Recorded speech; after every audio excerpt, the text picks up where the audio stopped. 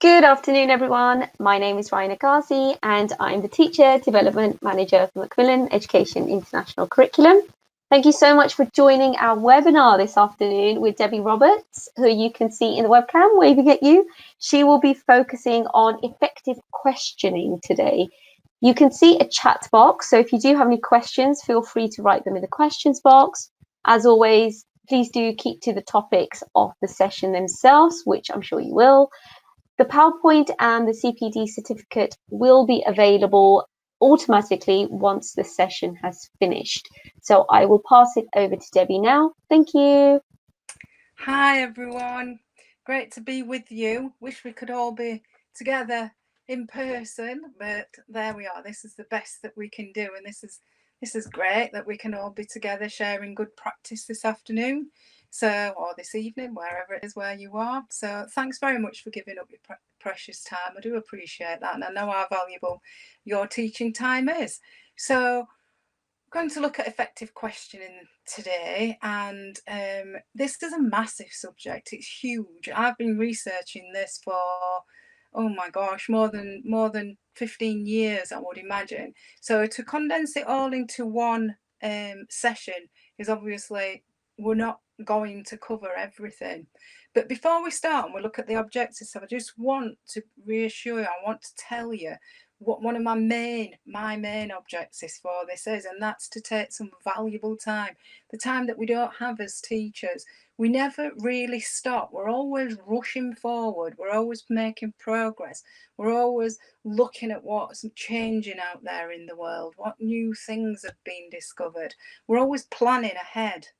And I want us to just take this hour to do something really, really valuable, and that's just to stop, to actually stop and look back and reflect and realize what fantastic practitioners you all are and what resources you've already got. But because we're often rushing ahead, we forget and leave things behind. So I just want to go back to some basic strategies that I've been looking at and that I've been working on over the last few years. And I just want to share the impact that some of these subtle changes have made to the learning and the engagement of students. This session, Effective Questioning, is not guided at any particular age group. I started out in secondary school. I've worked in primary schools. I've worked in universities. I've done teacher training, master's training, and I've worked with head teachers. These strategies could be used with any of those audiences. So I just want to reassure you that if you're creative, these resources will really support your learning and teaching if you have an open mind, that is. So let's have a look at the main objectives for this session. I want to build your confidence. I want us all to become more confident in planning questions. They're two words that don't always go together. Planning questions, but we'll unpick that. I want these questions to encourage thinking and reasoning. And I want us to be able to plan questions that include everyone, all our learners of any type, the ones that are disengaged, the ones that are not really interested, the ones that are wanting to be really challenged. We need to engage all our learners that we're responsible for, and also to support learners and students in actually planning and designing their own questions. Now, these PowerPoint slides don't always work if the video is working at the same time. So I'll save you from looking at me for the next hour, bless you, and I'm just going to switch straight over to just the PowerPoint if that's okay. Hopefully you can still hear me and we'll work through this. So my key message is I am an inquiry-based specialist. Okay, I'm an international lead apparently in inquiry-based learning. Please note this is not science learning. Inquiry-based learning is all learning for all subjects, for everything. Okay, and because I am a lead in inquiry-based learning based on lots and lots and lots of research, I believe that questioning is at the heart of inquiry-based learning. And these questions, to be really, really powerful, need to be planned well in advance to ensure that they're used effectively and with meaning. And be creative. Let's take this time to actually really explore and experiment with questioning. So at the core of inquiry-based learning is the nature of questions. But why am I so interested in inquiry-based learning? Why? Right. Let's look at the rapid pace that we're all moving at the moment. Every week there seems to be a new invention, a new smartphone, a new way of heating the planet, a new way of communicating. Every week there's something that happens in science, technology, and we're moving at a rapid pace. We're working with young people and we're planning them for the next stage. Educators and people at government level, their priority is that we prepare the students for the next stage. So if they're at college, we could be preparing them for the workplace. If they're in primary school, we are preparing them for the next phase of their education. The thing is, because of the rapid rate that we're moving at, we don't know. We don't know how to prepare them. Not really. We don't know what their jobs will look like. We don't know what they'll be asked to do on a day-to-day basis. So all we can do really is skill them. All we can do is add skills. When I was at school, in my geography lessons, we used to look at flags and currencies of the different countries around the world. And we used to have to memorize them. Wasn't particularly interesting, but we had to memorize them.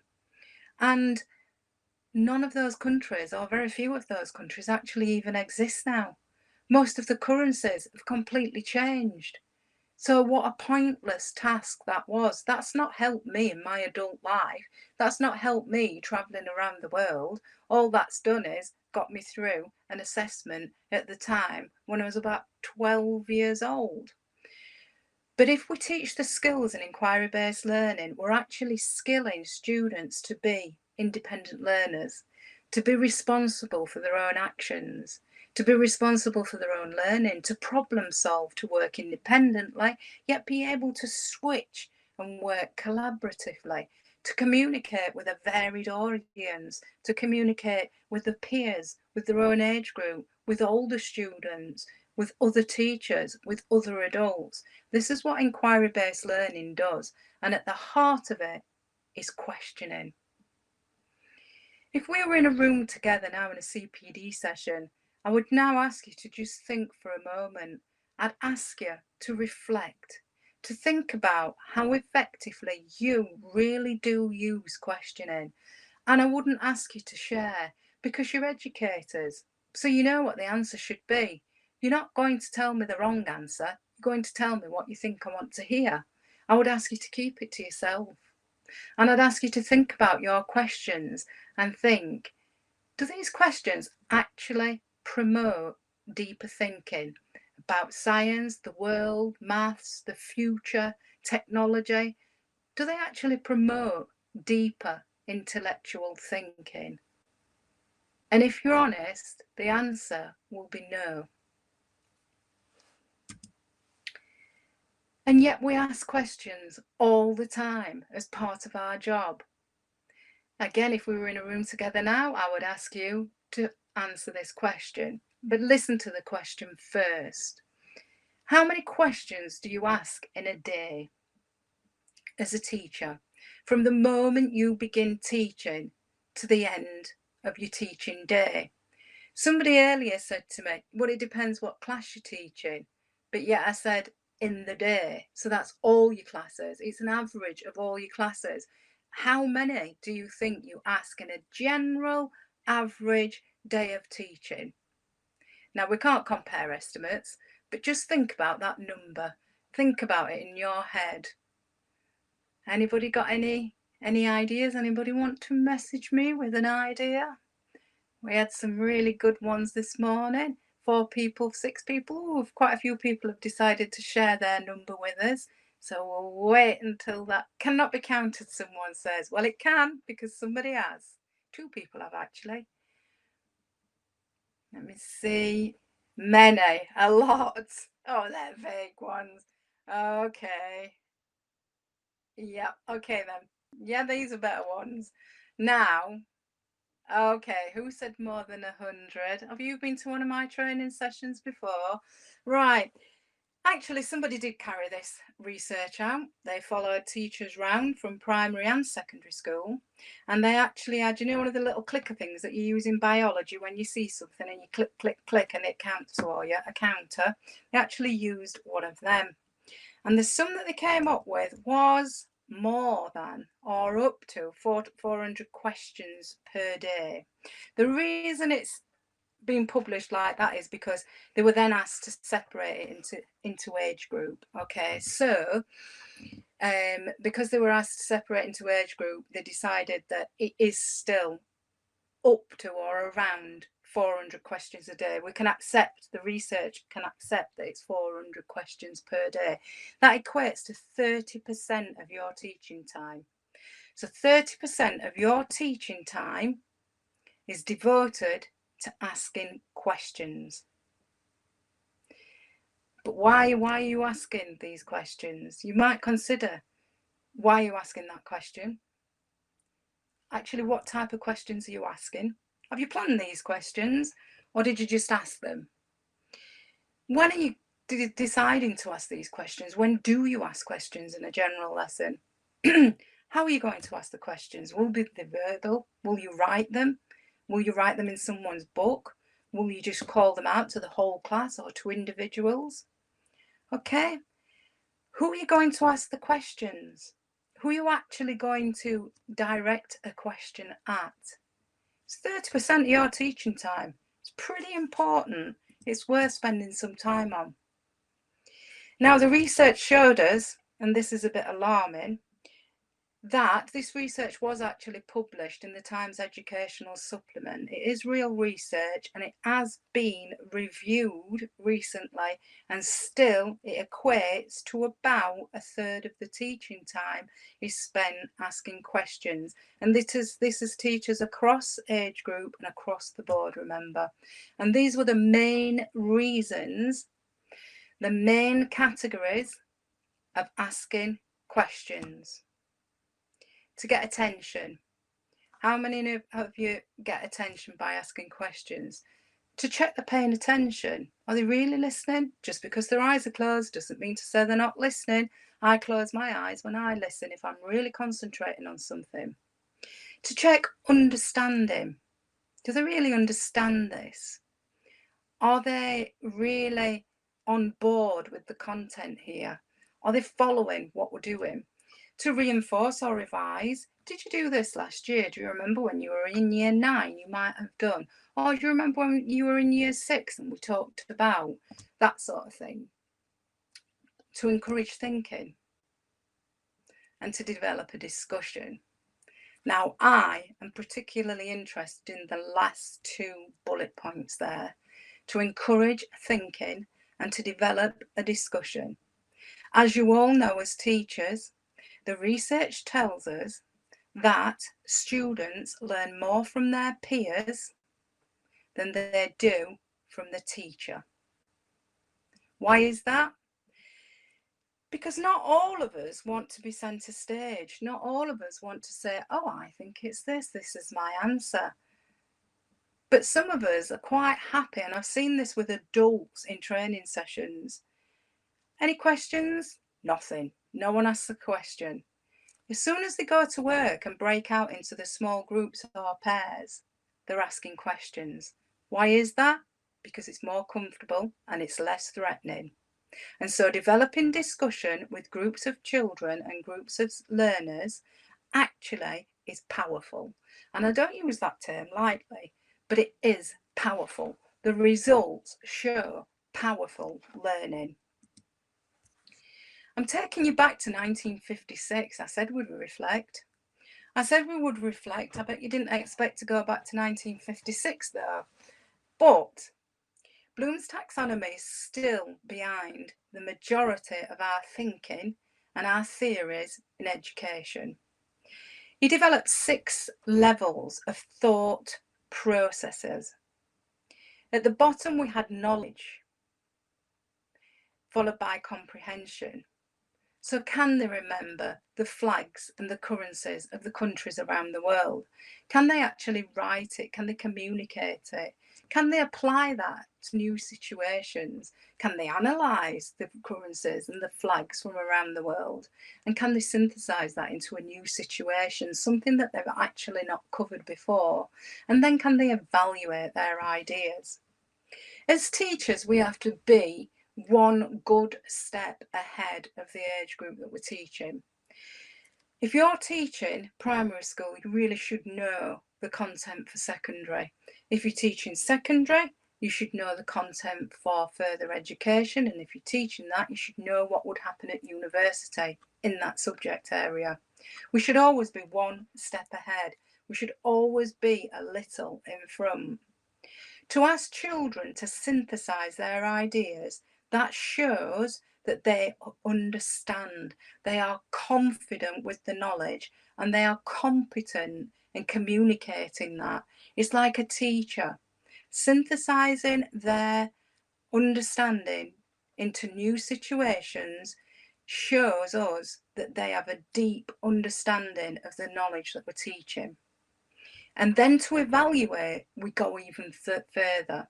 Because to evaluate, they have to understand to a level that they can actually unpick their work, other people's work, and the ideas of others. And that's why I want to take us back to Bloom's. Now, if you think about questions that you've designed recently, let me tell you some of the comments that are coming in at the moment.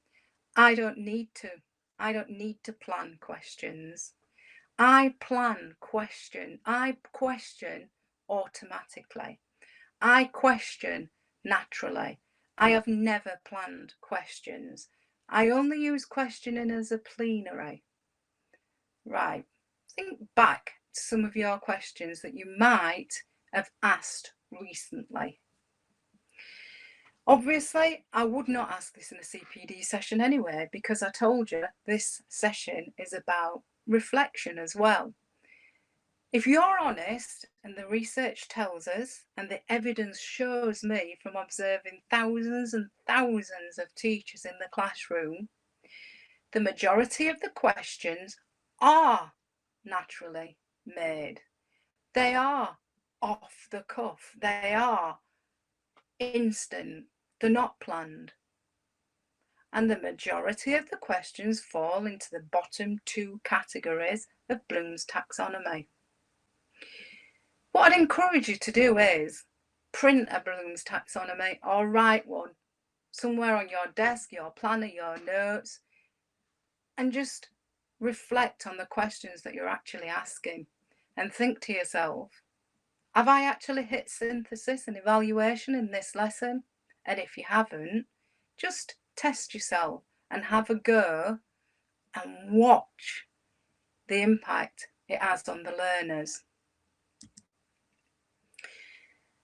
I've put this slide in there because it is all about Bloom's taxonomy. Higher order thinking skills come in and out of fashion around the globe.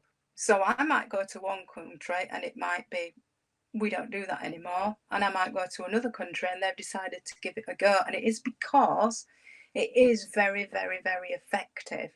And it's because it's built on Bloom's taxonomy. We accept Bloom's as being a powerful tool in education. Higher order thinking skills was designed to actually encourage the cognitive processing. So it was looking at the creating, evaluating and analysing, because if we can get to that level, that means we've encouraged a deeper level, a deeper intellectual level of understanding in our students. We're not memorising knowledge, we're not remembering things, we're not memorising, we're actually understanding, and we're beginning to apply, create, evaluate and analyse.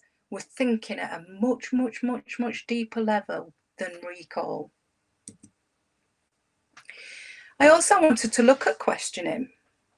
What kind of questions do you ask? Now, sometimes when I'm running sessions like this, I might say, who uses closed questions? Oh, no one. And that's because, again, as educators, we know that they aren't the most valuable form of questioning. And then I might say something like, when would you use closed questions? Never. What is a closed question? Describe a closed question. And the most common answer that I get is yes, no answers. That's not actually strictly true. It's a limited range of correct answers. It's limited.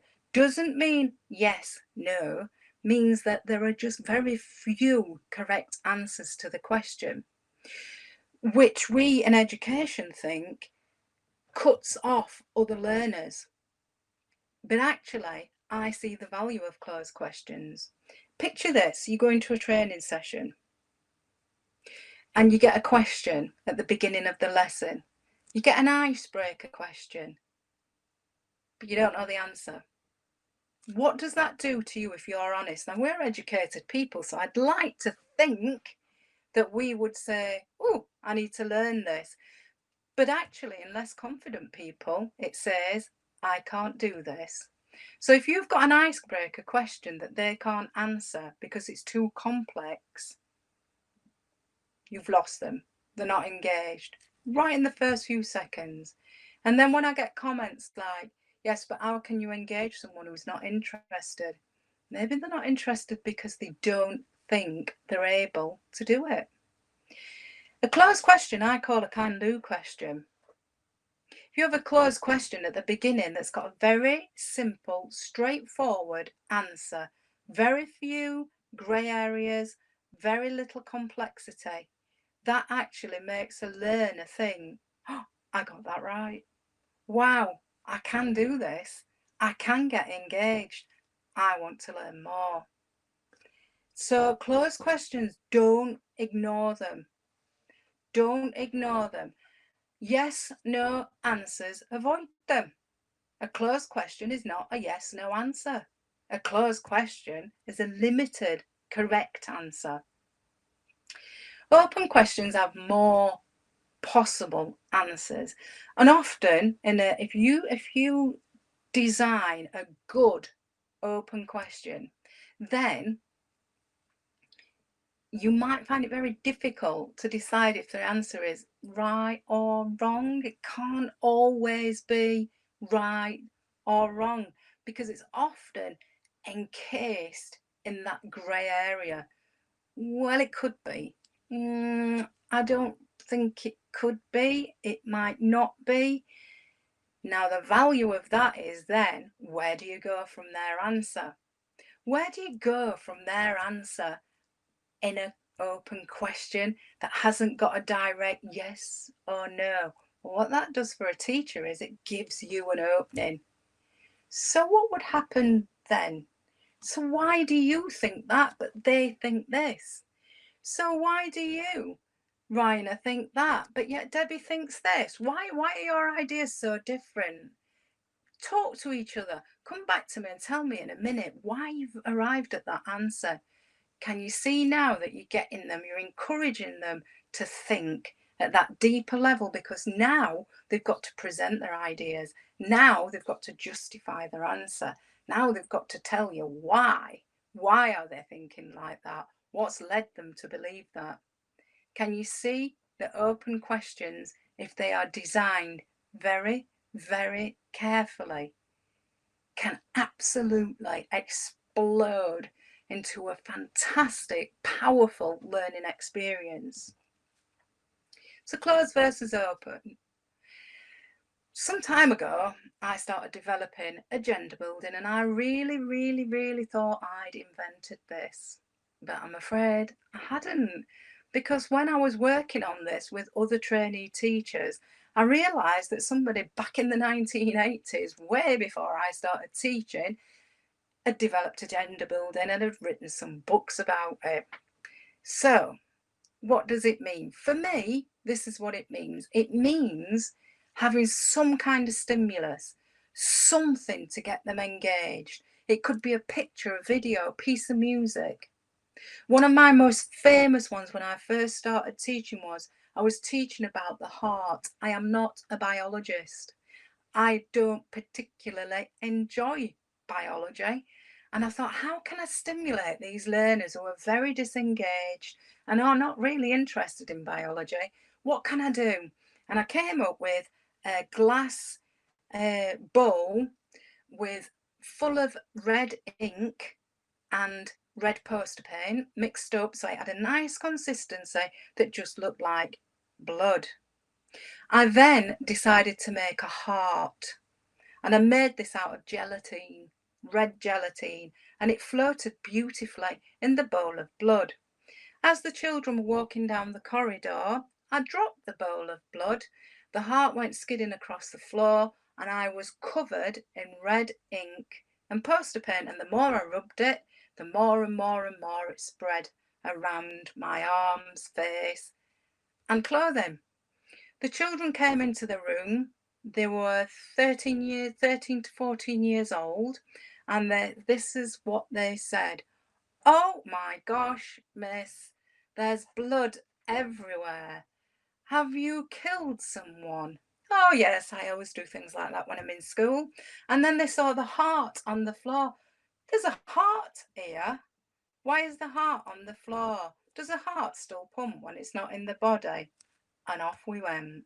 And yes, I was covered in red ink for the rest of the day, but those students were fully 100% engaged in that lesson and wanted to understand how a heart worked and would it beat if it wasn't in the body. I'll leave that one with you, but I know the answer if anyone wants to get back to me on it. Formal questioning points to consider. Now, formal questioning.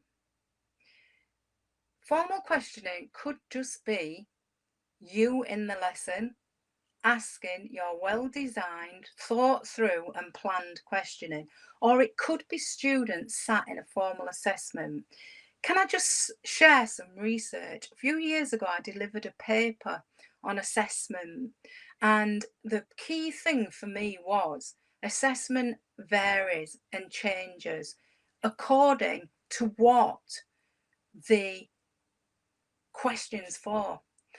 Is it to inform the students about what they know and what they need to learn? Is it about informing you and your future planning?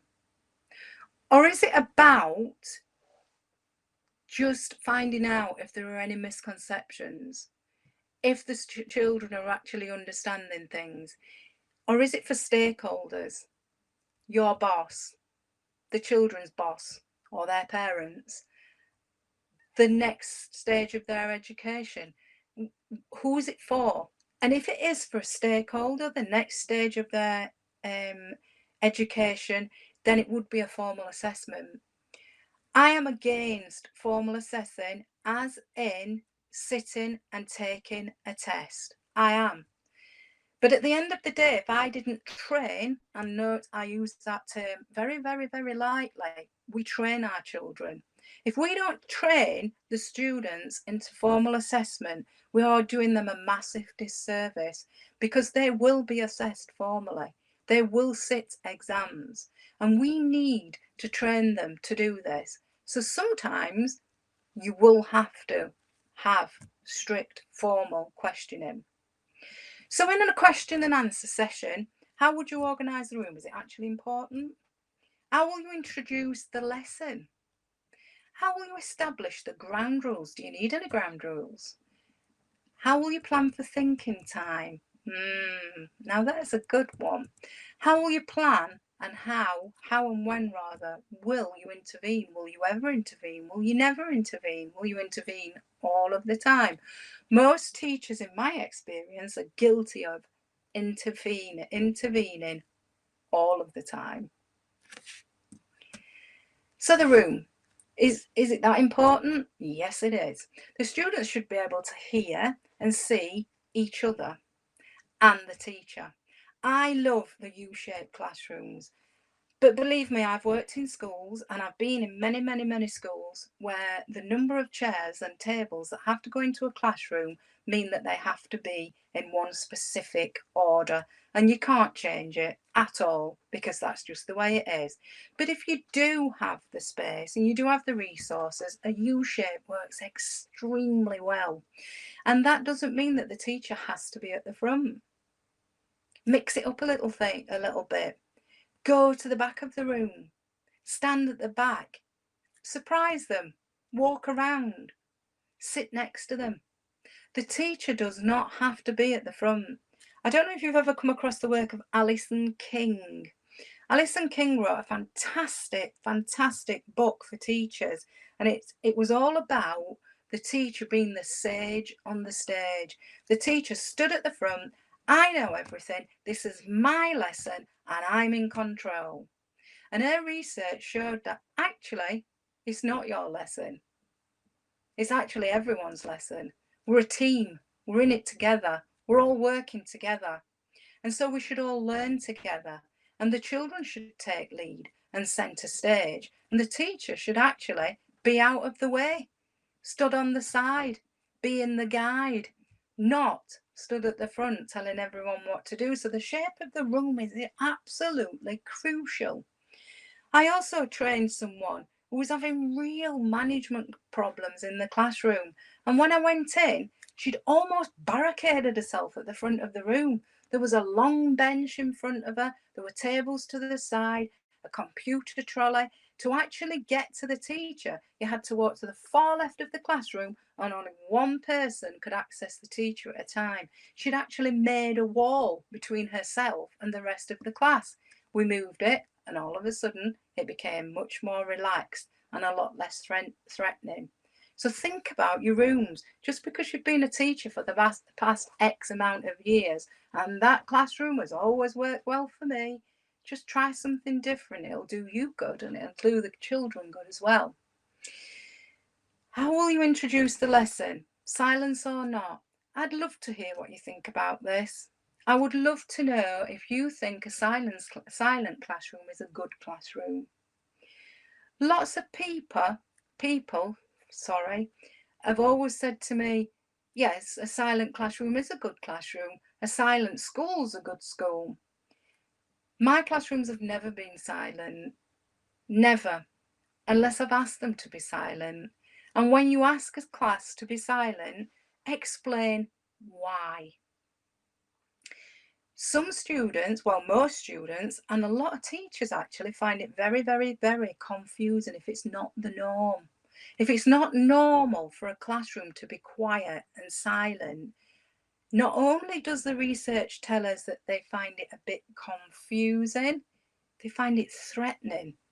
To read the word threatening associated with education in a piece of research for me makes me stand up and listen. Threatening. Some children believe that silent classrooms are threatening. Wow. So we need to stop that because sometimes we have to be silent. Sometimes we need to be quiet, like someone's just said, Roxana's just said. If you're not silent, then the children can't hear each other. So sometimes you just need to be quiet so you can listen to what other people say. And so we have to be quiet. But let's train them. Let's train the students how to work silently so it's no longer confusing and it's not threatening anymore.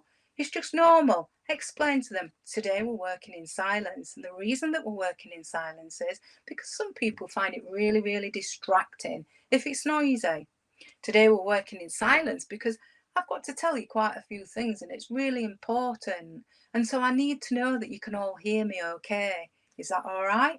Is everybody okay with us being silent? Let's decide how many minutes we'll be silent for. Shall we just be silent for 15 minutes while we get this assessment done? And then we can go back to the way that we normally work. Can you see by explaining and telling and justifying that it almost becomes okay? I'm explaining this to you. I'm making you a part of this learning experience, and this is why. The ground rules. Do we have to have ground rules? I'd love again to hear about what you think about no hands up policy. I found no hands up quite difficult because as an adult, as anyone in a situation, if I'm working with leaders and governments, if they want to get my attention, they put their hand up. And so we naturally put our hands up. It's really difficult not to do it. When you first start training children not to put their hands up, even 15-year-olds, I've said, sit on your hands. Just sit on your hands, because then you know there's a reason why you sat on your hand and you won't put your hand up. So just try it. Why? Why do we need a no hands up policy? It's very sad, but in a while, in a couple of slides along, we'll look at why. Why don't we need to put our hand up? But if you do have a no hands up policy, in those rules, make sure that learners understand, if you need my attention for a question or something urgent, please attract my attention. Look at me. Teachers are really fantastic at using what I call the teacher stare. They don't actually need to put their hand up or wave or anything. They just look at you and you know that they need your attention. I've trained people in massive rooms. My biggest audience was 13,000, believe it or not. But they all managed to attract my attention without putting the hand up, because teachers are very, very good at it. When you're asking for answers as well to questions, try to challenge them a little bit. Say things like, right, this is the question that I'm asking, but I'd like you to give me an answer in the maximum of 6 words. I'd like you to give me the answer in a minimum of 10 words. It's really challenging. Picture that in your classroom. You've just asked a question, you've posed a problem, they're working in pairs or groups, and you say, I'd like that answer in 10 words. How much energy are they going to put into thinking about that? Because that's really, really challenging, but it will really get them involved. And if you set that as a challenge or as a competition, watch the brain cogs flow. Looking back at agenda building, when I shared my blood experience, someone said to me in a training session, I haven't got time to plan questions.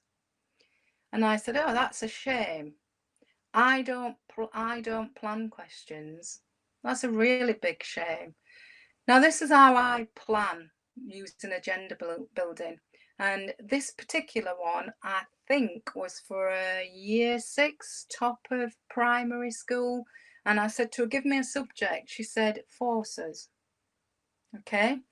So I said, okay, you've got 1 hour to work in a team of 6 to plan a lesson using agenda building. I'll plan this lesson in the next few minutes and I'll give you mine as an example so you've got a model to work from, because actually it's the quickest way of planning that you've ever come across. But the best thing about it is effective and it produces powerful learning. It starts with a context. That could be linked to your curriculum, your syllabus. You could start with an objective. Think about what background knowledge they need to know. There's no point starting it and teaching it if they don't know what's happened before. So think about that. So in this case, we were doing forces and I decided they really needed to know about pushes and pulls and magnetism, really. Think about a fascinating fact or something interesting, something stimulus, the bowl of blood. And then go into scientific, or in this case, it's scientific inquiry because it was forces, but it could be just inquiry-based learning. And so therefore, how would you get them into the inquiry-based learning? A question. So as part of the stimulus, a can-do question, a closed yes, no question. Then as we're going into the inquiry skills, something that's going to be a little bit more taxing. It's going to start making them think a little bit. That's question 2. Question 3, start to think about that deeper level of understanding. How can they actually use this knowledge? Think about the synthesis bit for question 4. You might not be able to get to the synthesis or the analysis bit depending on what you're actually doing, but you should be able to think of something where you're asking them to apply the knowledge to a new situation. So you've just seen that happens there, but what happens if you change the temperature? What happened if it rained that day? What would happen if you change that number from a 1-digit to a 2-digit?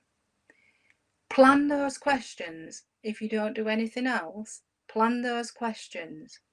If you've got formal lesson plans that you have to follow, then that's the way it goes. That's what you've got to do. But just try and slot in these questions, this questioning technique that I call agenda building. When you've planned these questions and you're asking these questions, how long do you plan to allow before you get an answer? Now, I believe, and the research tells me, that the answers are more important. The thinking time is so important. And I've thought up different strategies. And again, please remember, I'm not talking primary school children, and I'm not talking secondary school children. I'm talking from kindergarten right up to the oldest person I ever taught, who was 72 in a master's lecture. And I still use these strategies. And I actually enjoy using these strategies because it takes pressure off students, but it gives them processing time. There is absolutely no point asking a question if you don't allow and plan for the thinking time. Think, pair, share, I love. I'm writing a secondary textbook at the moment, and think, pair, share is in there. Give them a problem to solve. Any problem, not subject specific. Give them a problem to solve. Ask them to work with a partner or a small group. Analyse the question. What does it actually mean? There, immediately, thinking time. Share the question with the partner or the small group. Thinking time, processing time. They need to understand the question, otherwise they can't verbalise it to someone else. Then give them time to construct or design an answer. More thinking time. And then ask them to plan a question that they'd like to ask the rest of the class about that problem, something that might actually help them. And it works every time with all ages. It really does support that deeper intellectual level of thinking and understanding. Allow time to process the question and allow more time to form an answer. When will you intervene, and do you actually need to intervene? Now, there's a good question. Do you need to refocus the student's attention? Remember, the loud group in the corner actually could be having a massive debate about the problem that they're trying to solve. So listen. Listen first before intervening, and then don't necessarily intervene. Do it as a debrief. Okay, so are we actually getting anywhere with this problem? How far have we got? What strategies are you using? What's your thinking? Where do we think we might go with this? Have you got any ideas what the answer might be? Take 1 or 2 questions part way through to check progress. So, have you arrived at this answer? Are you using this formula for this? Would this equation work better? What unit of measurement are you using there? Oh, right, is that actually the right one? Maybe check that before you go any further. How many notes have you got on that? So you're not actually stopping the learning process. You're just actually debriefing. You're just checking for progress. You're not doing something. Right, everyone stop. This is not working, because it probably is working for a lot of the learners. It just might not be working for the loudest ones. So don't stop the learning and intervene unless you absolutely have to. So we've said the examples of questions for a purpose to get attention. What did I just say? Can you just repeat the question? I don't think they were listening over there. Could you just tell them the question, please? What kind of equipment would you like to use for this task? Could you just repeat the question to me? I think I've forgotten what I just said. Can you see how that's not intimidating? That's not threatening. That's not saying, are you listening to me? What's the answer then if you're listening? But you're actually drawing them back in. You're actually drawing their attention back to you. Check they're paying attention. Can you just tell your neighbour that? What equipment do you need? Remember, if they're sat with their eyes closed, doesn't necessarily mean they're not listening. I close my eyes when I'm listening. Doesn't mean to say that I'm not focused. It means to say that I'm really, really, really concentrating. And so maybe just double check that if you're not sure by saying, what, do you need any equipment? Can I get you any equipment? Do you need a calculator for that? Yeah, I do. I was just getting one. Right, okay, so they're already being attentive. They're listening. Why do I need a calculator? They're not listening. And so then you can support that way rather than stopping the learning of everyone. This is an example of the way that I write books and resources. Okay, now this one is from Max Science. Okay, but I really liked this one, so I didn't write this. I've just used it from one of the Macmillan resources. And I just wanted to show you that some of the resources are absolutely outstanding and can be used so well to encourage questioning and to encourage children or students to actually develop their own questions, which is the powerful bit. So I particularly liked this page, and there are lots of them like it. I liked it because look at the way that these learners are responding. Plants don't need food unless they look yellow. How do plants drink water? Plants use their leaves to absorb water. Plants get their food from the soil. Now, can you see that that's developing discussion? Because you could use that resource now to say, are they right? Work together and come up with some suggestions. What do you think? Discuss that. And you might hear things like, how do plants drink? How do plants eat? As they get older, how can I measure that? How can I measure if a plant actually needs food and when it needs food? And does feeding a plant actually prevent its leaves from going yellow? What kind of food? How does the food get absorbed into the plants? How does the food get from the soil to the leaf? Now they're starting to develop their own questions, okay? So it's encouraging that deep, deep, deep level of understanding that is so intellectual that they can now start to devise their own questions just from that one page. It's increasing understanding. It's reinforcing what they already know, because to be able to get involved into a discussion, they must have some ground knowledge. And sometimes if you had a student one-to-one and you said, what do you know about photosynthesis? Nothing, they might say. But in a situation like that, suddenly they become experts because they're working in a group. Discussions can be quite competitive, and some students really like to compete with one another. And then we can use it right at the end, look, to check their understanding. We can ask those questions. We can ask groups to work individually. We can ask them to work independently. We can ask them to work in groups, or we can have a big class debrief and discuss the questions. Or they can take it away for homework or learning at home, or during these current times. This is the kind of thing that you could actually send home if they were not working in school for some reason. This is from the same thing. Now, I wanted to put this in there to show you that formal assessments does not have to be threatening. It doesn't have to be a question exam paper. It could be something like this. You might give question 1 at the end of that particular lesson that it's appropriate to, and question 2 at the end of another lesson, and question 3 at the end of the unit.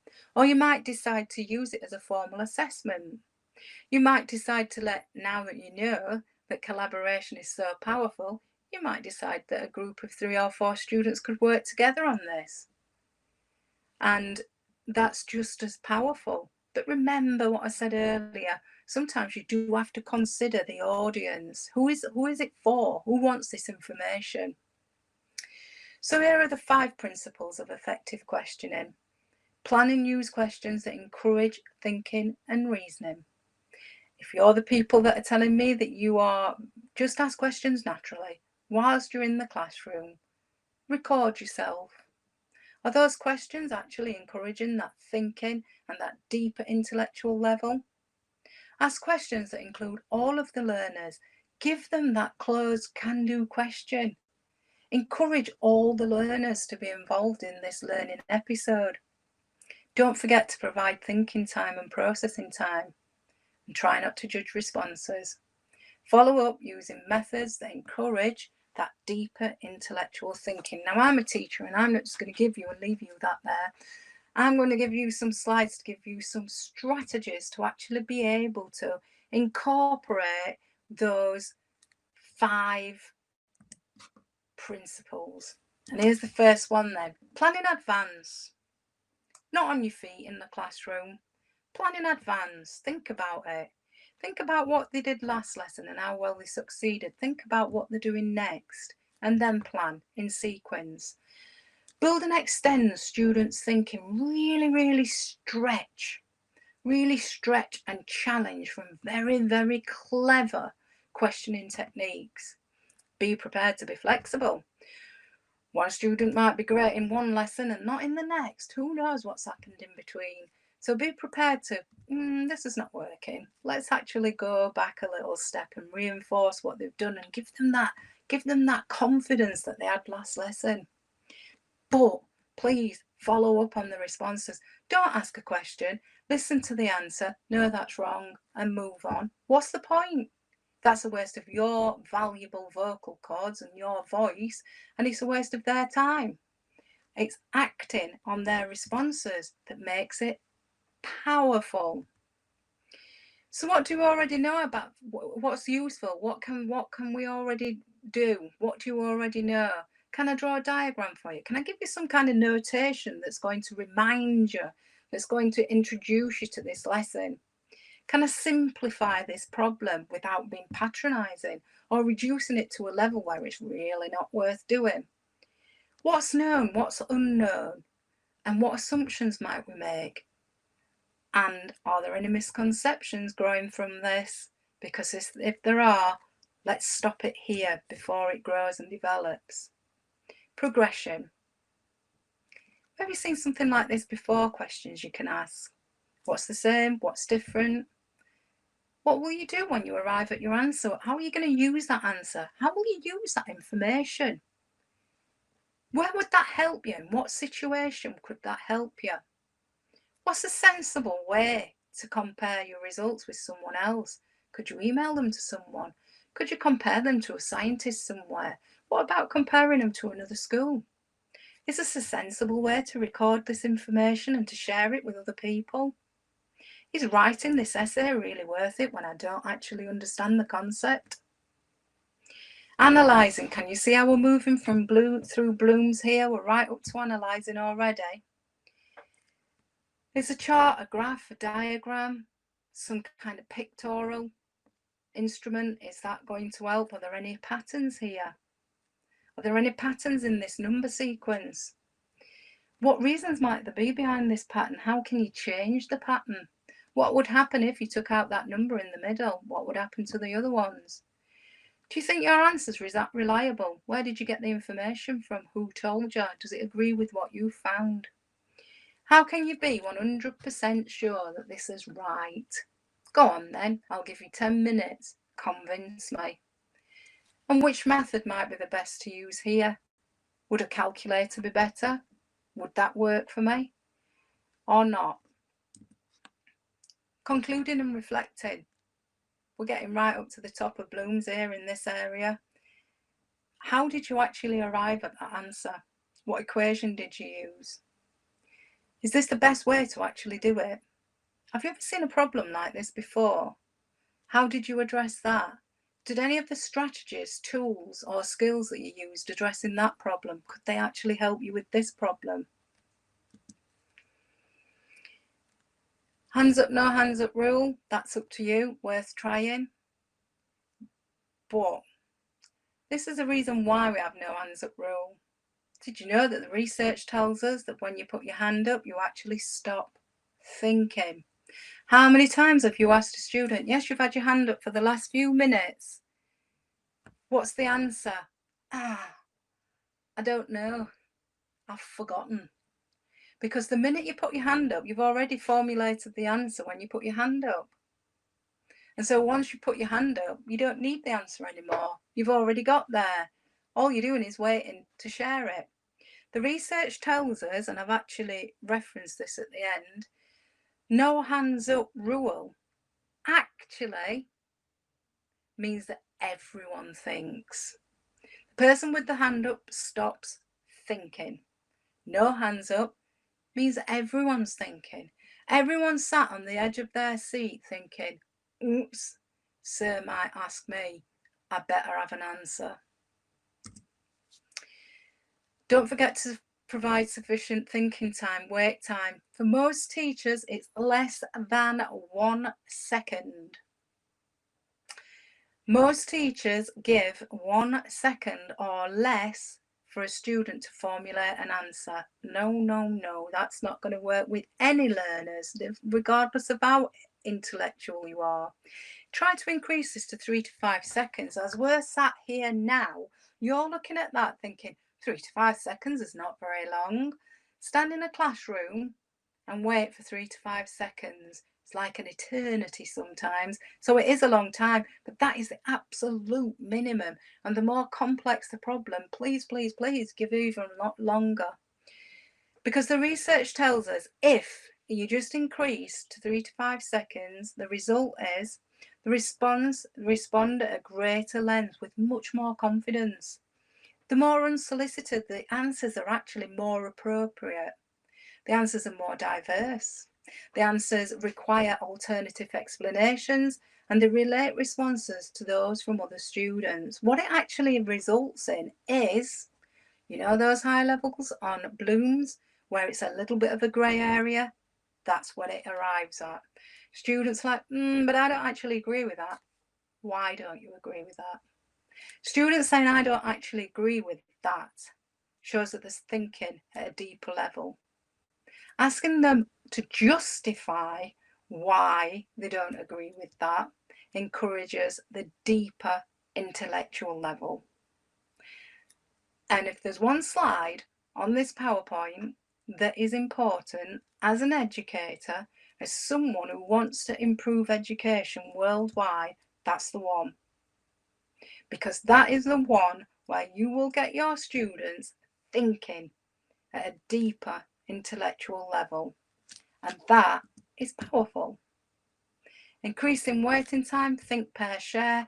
Don't laugh at me. I also love mini whiteboards. I love mini whiteboards because a lot of our students learn some subject areas in English, which is an additional language. And I've worked with a lot of students who learn in English as an additional language or are not very proficient or confident at answering and writing. Using mini whiteboards means the student who doesn't really like to interact and engage, doesn't particularly ever put the hand up, can suddenly show their ideas safely by holding up a whiteboard and if it's wrong, rubbing it out. For the ones who are not very confident in communicating, they can scribble it out, rub it out, start again, redo it 3, 4, 5 times. Okay, so try not to judge. That's wrong, that's right. Believe it or not, Roe 1974 said that less is good. Even saying yes, good, nearly. The teacher said that was good. I wasn't going to say that, so that means I'm no good. So why bother answering? How alarming is that when we think that saying, great, good, well done, we're actually making some students think, I wasn't going to say that, so I'll say nothing. These are some examples of questions that you can use that will develop that deeper intellectual thinking, that deeper intellectual level of understanding. Can you just add to that? Can you just say a little bit more about that? Why don't you talk to your partner first and then both of you come back to me with a really great answer? You think that's a good answer? You go and speak to someone else about that question and your answer and see if they agree. This is another important one because there's some ideas for you to use there.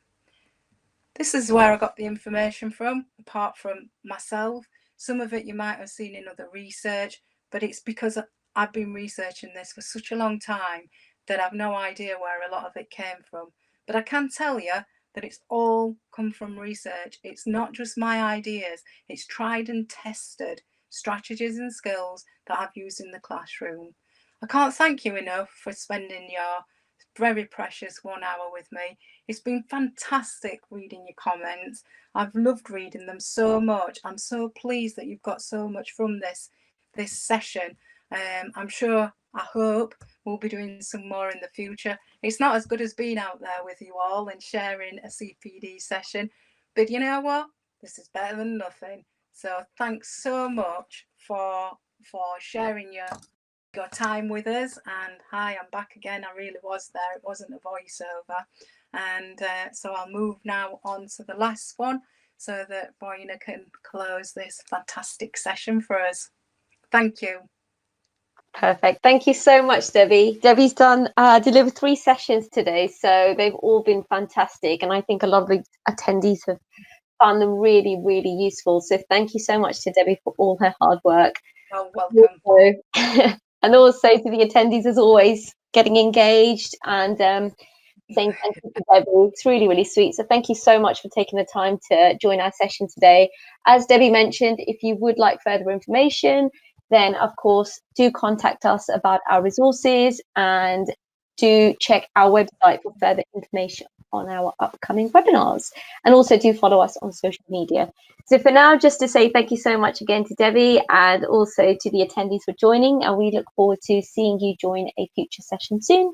Take care. Bye. Thank you.